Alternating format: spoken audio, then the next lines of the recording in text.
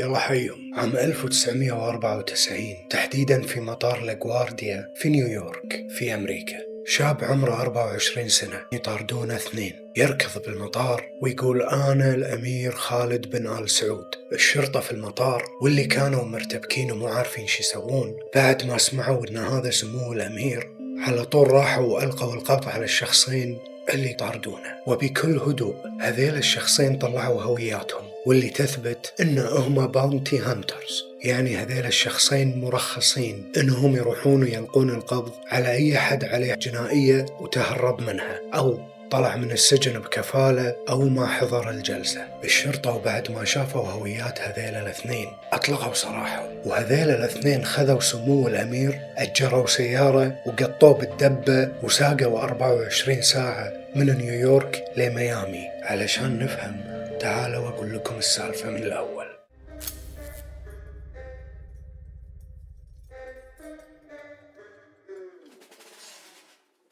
بالبداية تحية حق إخواننا في المملكة العربية السعودية الشقيقة الكبرى، ومع كل الاحترام ولكن هذه القصة حقيقية. عام 1970 ولد شخص اسمه خوسيه مورينو في بوغوتا كولومبيا، ولما صار عمره 5 سنوات أمه وأبوه ماتوا، وصار يتيم هو وأخوه الصغير اللي عمره 3 سنوات، وكان لازم يدبر أموره وأمور أخوه الصغير. ووقتها كان في كولومبيا صراع عسكري عنيف على السلطة، وهذا اللي تسبب في موت أم وأبو خوسيه وكثير من الضحايا بعد. فكان لازم خوسيه وأخوه الصغير يمشون تحت الحيطة حرفيا وينخشون من مكان لمكان، وكان يسرق الطعام علشان ياكل ويوكل أخوه، وما كانوا يقدرون يطلعون للشارع لأن الوضع أي حد يشوفك راح يرميك. وكانت مهمة خوسيه إنه يحافظ على حياته وحياة أخوه ويوفر الأكل والمكان المناسب للنوم، وهو عمره 5 سنوات بس. وعام 1977 تبنتهم دار أيتام، وبعدها على طول تبنوهم زوجين من أمريكا وخذوهم إلى ولاية ميشيغان. وهني الحياة تحسنت بشكل كبير بالنسبة لخوسيه وأخوه الصغير، وصار عندهم أم وأبو وبيت وأكل وأمان، كل اللي كانوا يحلمون فيه. الزوجين اللي أساميهم جيم غاغنياك ونانسي فيتزجيرالد وفروا حق خوسيه وأخوه الحياة الكريمة، وغيروا أساميهم بعد. خوسيه صار اسمه أنتوني، وأخوه الصغير صار اسمه دانيال. خوسيه واللي صار اسمه أنتوني وأخوه الصغير لما دخلوا المدرسة قاموا باقي الطلاب يتنمرون عليهم لأن أشباههم ما كانت نفس باقي الطلاب. وهني أنتوني فكر بفكرة رهيبة، قام يقول حق الطلاب إن أمه تملك فندق وأبوه ممثل مشهور، وبهالطريقة وقفوا يتنمرون عليه وصاروا يتقربون منه لأن أبوه مشهور وأمه غنية، وقزر حياته بالمدرسة كلها يكذب بهالطريقة، وقدر يكسب احترام الطلاب كلهم. وأنتوني عاش الدور حيل، قام يطالع الحلقات بالتلفزيون عن القصور والبراندات والديزاينات، وقام يحفظها كلها علشان يوصفها حق باقي الطلاب والناس اللي يبي يقص عليهم. ولما كان عمره تقريبا 7 سنوات قدر يقص على وكالة مرسيدس إنه هو أمير سعودي، ومو بس كذي، خلى وكالة مرسيدس يطلعونه برحلات تجريبية للسيارات، يخلونه يقعد ورا بالسيارة ويسوقون فيه على أساس إنه هو أمير سعودي. هني زاد غروره وعرف إن الناس تصدق أي شيء. لكن بعد فترة قصيرة انفصلوا أمهم وأبوهم بالتبني. دانيال الصغير راح عاش مع أبوه، وأنتوني عاش مع أمه. وهني تدمرت حالة أنتوني النفسية، وقام يعاني من مرض نفسي اسمه اضطراب ثنائي القطب، وللأسف ما تلقى العلاج اللازم، وظلت هذه الحالة معاه وقامت تتطور. وأمه بالتبني ما قدرت تتحمله في هالمرحلة وطردته من البيت، وقام أنتوني يعيش من ملجأ لملجأ أو عند عائلات تبي تسوي خير، وعموما المؤسسات الخيرية. ولما صار عمره 17 سنة انحاش من أحدى المؤسسات هذه، وقاعد يفكر شلون يتقمص الشخصيات وينصب على الناس. وأنتوني كان شاطر حيل بالتزوير، فأول شخصية تقمصها وزورها كان مسمي نفسه الأمير عدنان خاشقجي. وعدنان خاشقجي كان تاجر سلاح كبير، كانت شخصيته بالواقع موجودة، وكان وقتها من أغنى الرجال على الأرض، ولكن مو أمير. فهذا دليل أنهم هناك يصدقون أي شيء. وأول شيء سواه راح سكن عند عائلة عربية وقدر يقنعهم أنه هو الأمير عدنان خاشقجي، وسكن عندهم كم شهر لغاية ما عرفوا حقيقته وطردوه. لما انطرد قاعد يفكر بما أنهم صادوني وأكيد هذه المنطقة كلها راح تعرف، فشد الرحال وراح لوس أنجلوس. وبطريقة ما ولأنه مزور شاطر قدر يطلع كريدت كارد باسم عمر خاشقجي، ولكن بسرعة انصاد لأنه ما قدر يدفع فاتورة الليموزين اللي خذاه وقاعد يتمشى فيه بالمدينة، واللي كانت قيمتها $8600. وهني تم إلقاء القبض عليه وقعد كم شهر بالسجن وطلع. وعام 1991 أنتوني صار عمره 21 سنة، وهني قرر أنه يرفع الليفل شوي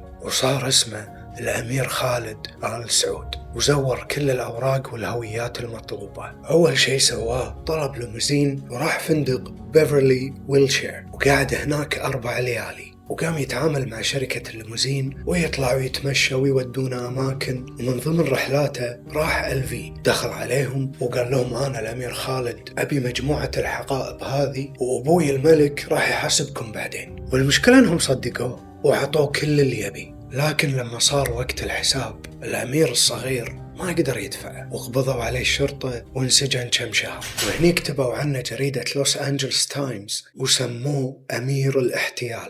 ولكن كل هذا ما أثر بأنتوني، وهو حيل مصمم يمشي بنفس الطريق. بعدها بفترة قصيرة قدر يقنع شركة أمريكان إكسبرس أنه يعطونه كريدت كارد باسم خالد آل سعود. شلون يقنعهم ما أدري، شكله أبدا مو أمير سعودي. الأمراء السعوديين ما شاء الله مزايين. طاع وجهه هذا وعلى طول راح سان فرانسيسكو وسكن بفندق الريتز كارلتون لمدة كم أسبوع، ولكن هم انصاد التيس وقعد بالسجن 53 يوم، وبعدها طلع بإطلاق سراح مشروط. لكن أنتوني ما ضيع وقت، على طول كسر إطلاق السراح المشروط وراح هاواي والأمريكان إكسبرس معه، وراح سكن بفندق اسمه هيلو كولاني وقاعد يقضي وقته كله باللوبي تحت يتعرف على الناس ويقدم نفسه على أنه هو سمو الأمير. والناس يعني لما أحد يقدم نفسه أنه هو سمو الأمير الفلاني أكيد بتقعد معاه وتسولف وتاخذ وتعطي. وبهالطريقة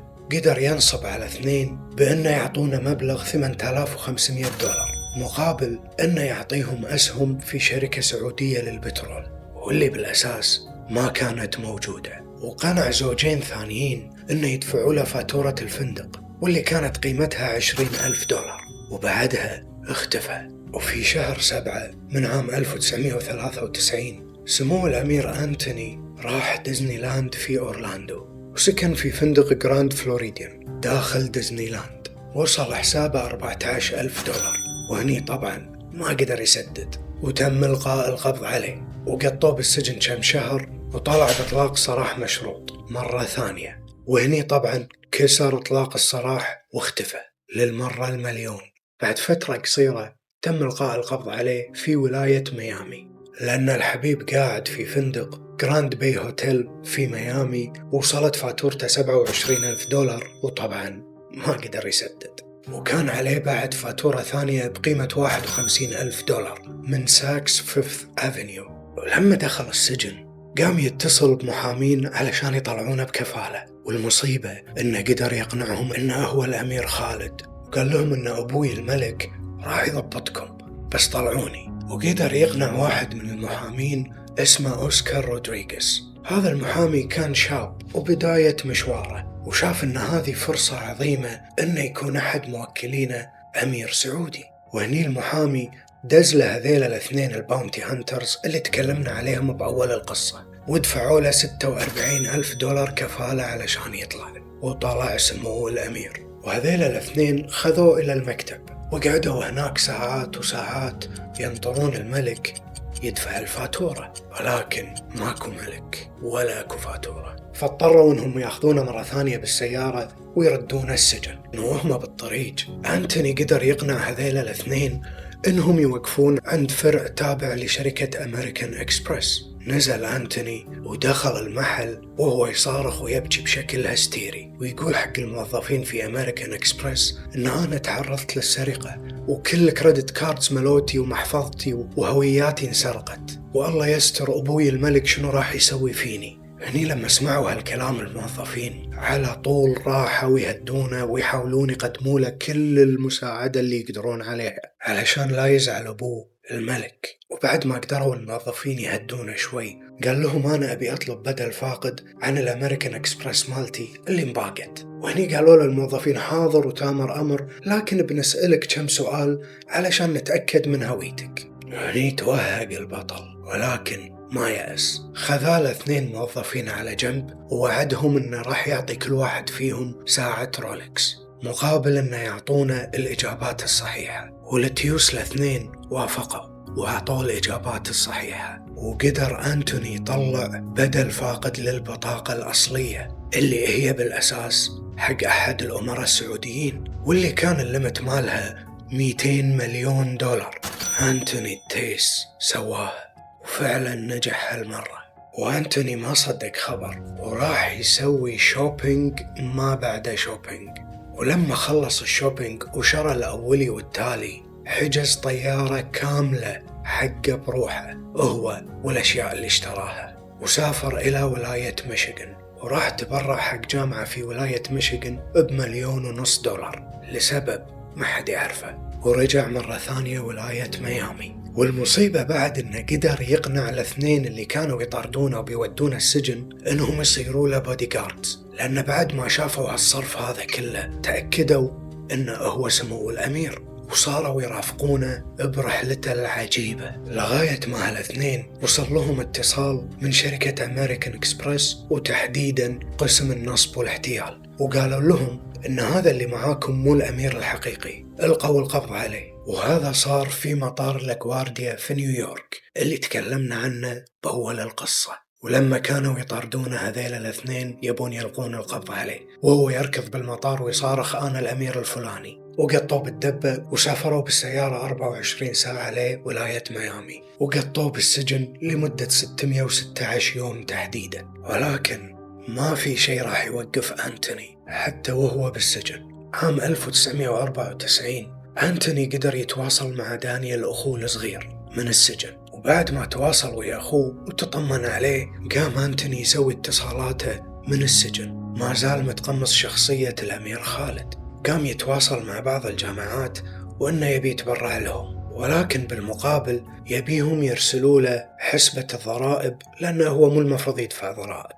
ففرق الضرائب هذا حولوا لي إياه على حسابي الفلاني. وقدر يقنع إحدى الجامعات اللي اسمها سيراكيوز بأن الأمير خالد راح يتبرع لهم بمبلغ 54 مليون دولار، ولكن ردوا لي حسبة الضرائب على حسابي، وفرق الضرائب كان 16,000 دولار، وفعلا حولوه على حساب أخوه الصغير دانيال في ميشيغان. عرفتوا ليش كلم أخوه الصغير؟ نمس وانصادوا هو وأخوه. وأخوه الصغير دانيال انقط بالسجن لمدة 37 شهر بتهمة الاحتيال، وأنتوني زادوا 46 شهر على حكمه اللي هو أوريدي قاعد فيها بالسجن. وهني أنتوني هستر وولع النار بزنزانته وحاول الهروب، ولكن بعد صادوه وزادوا مدة إضافية على حكمه، واستسلم أنتوني للسجن، ولكنه ظل متقمص شخصية الأمير خالد، وقام يسوي عمليات النصب والاحتيال وهو بالسجن عن طريق التليفونات أو المساجين الثانيين. ما خلى أحد ما نصب عليه. والمشكلة التيوس كلهم مصدقين أن الأمير خالد، شلون ما أدري. في بداية الألفينات أنتوني طلع من السجن ورد ولاية ميشيغان علشان يعيش مع أمه بالتبني نانسي. وطبعا رد أنتوني حق الحيل القديمة، قدر ينصب على بعض الشركات وطلع منهم سيارتين كادلك، وقام يروح ياكل ويتمشى في أرقى الأماكن. وكل ما صار وقت الحساب قال لهم لا تحاتون أبوي الملك راح يدفع لكم ويضبطكم بعد، ويصدقونه وظل على هالحالة. في عام 2003 تم إلغاء القبض عليه للمرة الزليون لأنه نصب على ساكس فيفث أفنيو مرة ثانية قيمة 11,300 دولار، وعلى شركة نيمان ماركس قيمة 17,600 دولار. وكل ما يشتري شيء يقول لهم حطوه بحساب العائلة وهم راح يدفعون. الغريب أن فعلا هذه الشركات كان عندهم حساب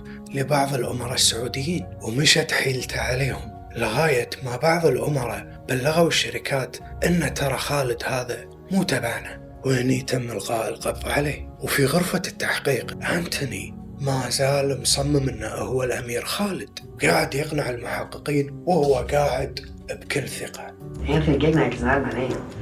I actually legally changed my name to Khalid bin Al Saud. My social security number is Khalid bin Al Saud. My college transcript is Khalid bin Al Saud. I know it's hard to believe. Everybody, I know it's like, this kid is super good. And I mean, I give myself credit for being intelligent enough. Okay, well, let me call the embassy and just show you how I can get a hold of the ambassador from Saudi Arabia. وبعد ما قعد ساعات وساعات يهايط على المحققين، قالوا له تكلم عربي بالله خلينا نشوف. سمعوا العربي ماله. مشى أنا افتهلنا تلوكم عندي فأجل زمان قلهم تعرف هجة رفح الزمان. كان متوقع أنه صايد شيطانهم، لكن هذا كله ما مشى على الشرطة وقطوه بالسجن.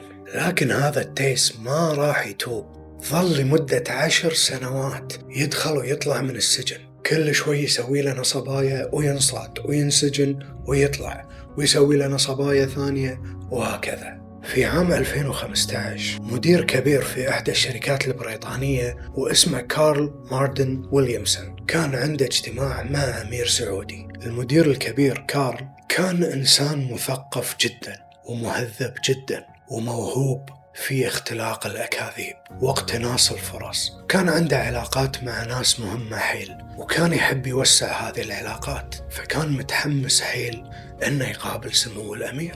والمفاجأة أن سمو الأمير هو بالأساس أنتوني، اللي وقتها كان عايش حياة زي اللوز في ميامي، كان مرصع بالألماس والمجوهرات، واللي كان عايش في فنادق ويخوت، كل هذا بالنصب. وصار عنده صديق جديد اسمه فوكسي هذا كلب تشواوا. وطبعا أنتوني كان يصور يومياته في الأماكن الراقية واليخوت والمواتر وينشرها بحسابه في الانستغرام. لكن المصيبة واللي يثبت لكم انهم حيل بقر في أمريكا، الغبي كاتب نكة برنس دبي وهو المفروض الأمير خالد آل سعود. يعني تخيلوا ما طاحوا عليه وصدقوه، وهذا الأكاونت برنس دبي أعطاه مصداقية أنه هو صج أمير، لأن هناك ما يفرقون بين دبي والسعودية، والنصبايا ماشية عليهم حلاوة، وكان معاه مرافقين وبودي جاردات والحياة ماشية. والبودي جاردات اللي معاه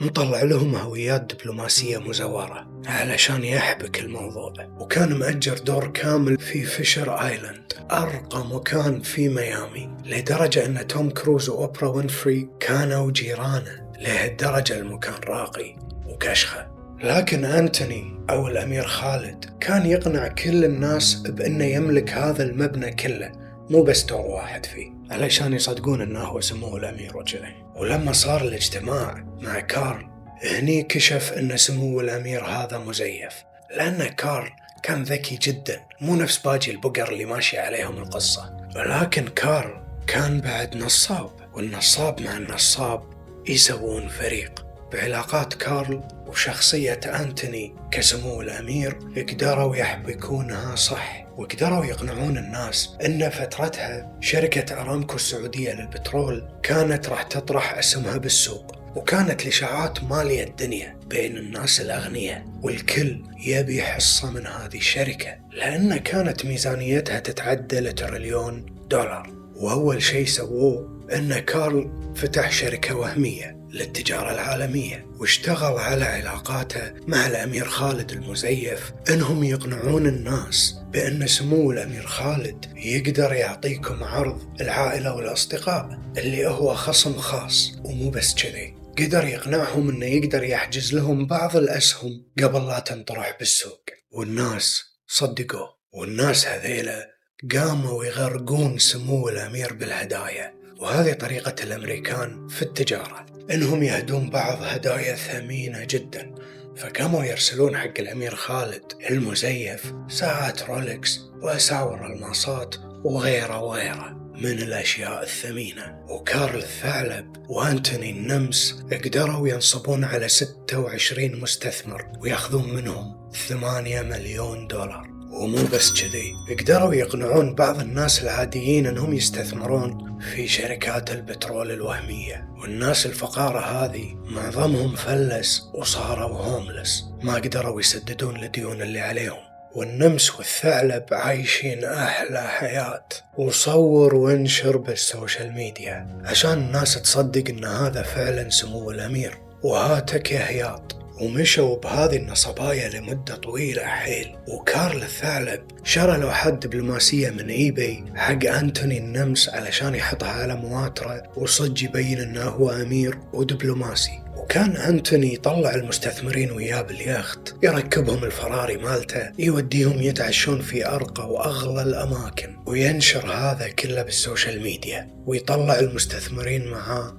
ويصورهم. وقدروا ينصبون على عدد كبير من الناس، لكن هذا ما كفاهم، زاد فيهم الطمع وكان عندهم هدف كبير. هدفهم الثاني كان البليونير جيفري سوفا، واللي يملك عدد كبير من العقارات. جيفري سوفا عايش حياة تقريبا مشابهة لحياة سمو الأمير، يتنقل بين قصور الثلاثة أو يطلع رحلات طويلة باليخت ماله اللي شراه من دونالد ترامب. ومو بس كذي، جيفري سوفا كان متزوج من الموديل المشهورة إلي ماكفيرسون. وطريقة الوصول إلى هذا البليونير وبعد بحث طويل جدا اكتشفوا أنتوني وكارل إن جيفري عنده مشكلة في إحدى الفنادق واللي اسمه فونتين بلو هوتيل. هذا الفندق كان عليه ديون كبيرة حيل ومو قادر يسددها ولا قادر يطلع أرباح، فكان معور راس جيفري حيل. وهني وصل اتصال حق جيفري من ممثل سمو الأمير خالد، وقال له اسمع يا جيفري، سمو الأمير يبي يشتري 30% من هذا الفندق التعبان بمبلغ 440 مليون دولار. شقلت؟ جيفري هني طار من الفرحة وقال هذه فرصة عظيمة أني أشارك سمو الأمير. وراح جيفري وقابل سمو الأمير، واللي قاعد يهايط على جيفري ويقول له أن أنا أملك المبنى هذا كله، وأنا أملك كذا وأنا أملك كذا. كثر ما طول الاجتماع زاد الهياط، لغاية ما جيفري شك في سلوك سمو الأمير. جيفري حس أن هذا الإنسان كذاب، لأن طريقته بالتجارة غريبة وما مرت على جيفري من قبل، ومو طريقة ناس بليونيرية أو ناس عيال نعمة. وهني جيفري طلب من سمو الأمير إنه يرافقه في رحلة إلى منطقة جميلة اسمها آسبن. ووافق سمو الأمير وركبوا الطيارة الخاصة مالت جيفري وراحوا آسبن. وجيفري طلب من سكرتيره الخاص إنه يسوي بحث عن سمو الأمير هذا ويجيب لي أوله وآخره. وهم قاعدين في لوبي الفندق في آسبن رن تليفون سمو الأمير خالد.